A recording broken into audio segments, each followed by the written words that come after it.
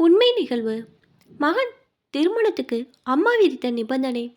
அவள் ஓரளவு வசதி படைத்த குடும்பத்து பெண்மணி. கணவர் இளம் வயதிலே மரணமடைந்து விட்டார். ஆனாலும் மறுமணம் செய்து கொள்ளவில்லை. அந்த பெண்மணிக்கு ஒரே ஒரு மகன். கணவர் செய்து வந்த தொழிலை அந்த பெண்மணியை தொடர்ந்து நடத்தி வந்தார். பள்ளி படிப்பை மகன் முடித்ததும் அவளை வெளிநாட்டிற்கு படிக்க அனுப்பி வைத்தார். அவனை தொழில் நிர்வாகம் தொடர்புடைய உயர்கல்வியை கற்க வைத்து தனது தொழிலை ஈடுபட்டு உச்சநிலைக்கு வளர வேண்டும் என்பது அவரது கனவாக இருந்தது. அவனுக்கு செல்வாக்கு மிகுந்த குடும்பத்தில் சம்பந்தம் முடித்து ஆடம்பரமாக திருமணம் செய்து வைத்து தனது அந்தஸ்தை உயர்த்தி கொள்ள வேண்டும் என்று ஆசைப்பட்டார். அவனும் வெளிநாட்டு படிப்பை முடித்துவிட்டு திரும்பினான். மகனுக்கு தீவிரமாக பெண் தேடிக் கொண்டிருந்த நிலையில் அவன் படித்த பள்ளியில் பழைய மாணவர்கள் சந்திப்பு நிகழ்ச்சி ஒன்று நடந்தது. அதில் இவனும் கலந்து கொண்டான். அவனோடு +2 படித்த மாணவிகளும் நிறைய பேர் பங்கு பெற்றார்கள். அனைவரும் மனவிட்டு பேசி மகிழ்ச்சியுடன் அந்த நாளை கழித்தனர்.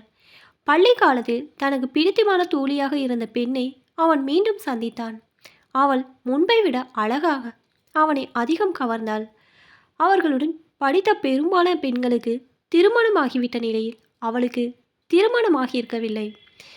மிக பின்தங்கிய குடும்பத்தில் அவள் பிறந்திருந்தனால் திருமண வாய்ப்பு அமையவில்லை.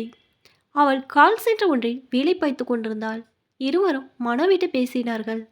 அவள் இரவு பணியால் அவதிப்பட்டு கொண்டிருப்பதாக கூறியதும் அந்த வேலையில் இருந்து அவளை விலகும்படி கூறி தனது நண்பன் ஒருவன் நடத்தி வந்த நிறுவனத்தில் அவளை வேலைக்கு சேர்த்து விட்டான். அங்கு அவளுக்கு அதிக சம்பளமும் கூடுதல் சலுகையும் கிடைத்தது. அவன் அவ்வப்போது சென்று அவளை சந்திப்பான்.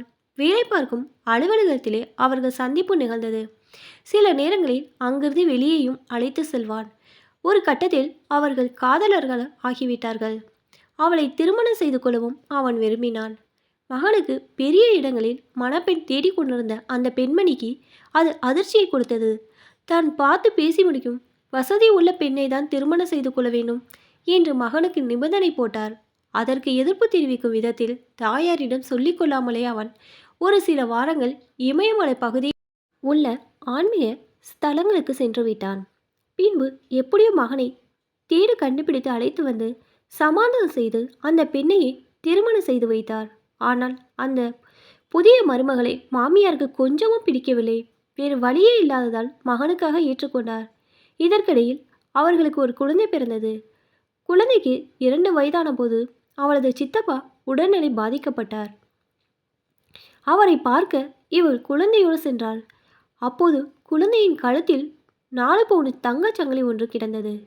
சித்தப்பாவின் பிள்ளைகள் குழந்தையை பாசத்தோடு அங்கு இங்கு தூக்கி சென்றன. மாலையில் வீடு திரும்பி வந்தபோது குழந்தையின் கழுத்தில் கிடந்த சங்கிலியை காணவில்லை. அது பற்றி அவள் மாமியாரிடம் தெரிவிக்க 4 பவுனு தானே, போனால் போகட்டும் என்று அமைதியாக சொன்ன மாமியார் அவளுக்கு தெரியாமலே அதிரடியாக காய் நகர்த்தினார். உடனே ரகசியமாக தனக்கு தெரிந்த போலீஸ் அதிகாரியிடம் அதை கூறி FIR போட வைத்து விட்டார். அடுத்து போலீசார் அவளது சித்தப்பாவின் வீட்டுக்கு சென்று நோய்வாய்க்கப்பட்டிருந்த அவரையும் அவரது மனைவியையும் பிள்ளைகளையும் போலீஸ் நிலையத்திற்கு விசாரணைக்கு அழைத்து சென்றார்கள். அங்கு இரவு முழுவதும் உட்கார வைத்து விட்டார்கள். இதனால் அதிர்ச்சியடைந்த சித்தப்பா அவமானம் அடைந்து மறுநாள் காலையில் வெளியே அனுப்பியதும் வீட்டில் போய் தற்கொலை செய்து கொண்டார். அவரது தற்கொலை செய்தி தெரிந்து இவள் பதட்டத்தோடு அங்கு சென்ற பின் தான் தனது மாமியார் அவர்கள் மீது திருட்டு புகார் கொடுத்தது. விசாரணை நடந்தது அனைத்து அவளுக்கு தெரிய வந்தது. ஆனால் குடும்பத்தினரோ அவள்தான் புகார் கொடுத்து விட்டாள் என்று நினைத்து அவள் மீது பழி சுமத்தினார்கள். அவள் கண்ணீரோடு திரும்பி வந்து மாமியாரிடம் நீதி கேட்க அவரோ, உன் குடும்பமே சூத்துக்கு வழி இல்லாதது, அதனால் நகை மீது ஆசைப்பட்டு திருடி விட்டார்கள். போலீஸ்க்கு போனால்தான் நகை திரும்ப கிடைக்கும், அதனால்தான் புகார் செய்தேன். உன் சித்தப்பா தான் திருடி இருக்கிறார், அதனால்தான் அவர் தற்கொலை செய்து கொண்டார் என்று கண்டபடம் பேசியிருக்கிறார். இவள் ஆத்திரப்பட்டு பதிலுக்கு பேச சண்டை உருவாகிவிட்டது. இது ஒரு புறம் நடந்து கொண்டிருக்க மறுபுறம் அந்த மாமியார் தனக்கு நெருக்கமான சிலரை சந்தித்து அந்த பிரச்சனையை ஊதி பெரிதாக்கி என் மகனுக்கும் மருமகளுக்கு இடையே கசப்பை உருவாக்க என்ன வழி என்று ஆலோசனை கேட்டிருக்கார்.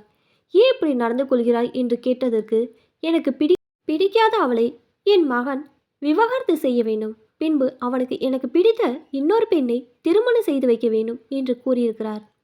இதற்கிடையில் தற்கொலை செய்தவரை தகனம் செய்துவிட்டு வீடு திரும்பிய உறவினர்கள் வீட்டின் முன்னால் நிற்கும் பூச்செடி ஒன்றின் அடியிலிருந்து அந்த 4 பவுனு சங்கிலியை கண்டு எடுத்திருக்கார்கள். இப்போதான் என்னோட சேனல் ஃபஸ்ட் டைம் பார்க்குறீங்கன்னா சப்ஸ்கிரைப் பண்ணிக்கோங்க. பக்கத்தில் இருக்க பெல் ஐக்கனை ப்ரெஸ் பண்ணிக்கோங்க. அப்போ தான் நான் ஒவ்வொரு தடவை வீடியோ போடும்போதும் உங்களுக்கு நோட்டிஃபிகேஷன் வரும். தேங்க்ஸ் ஃபார் வாட்சிங்.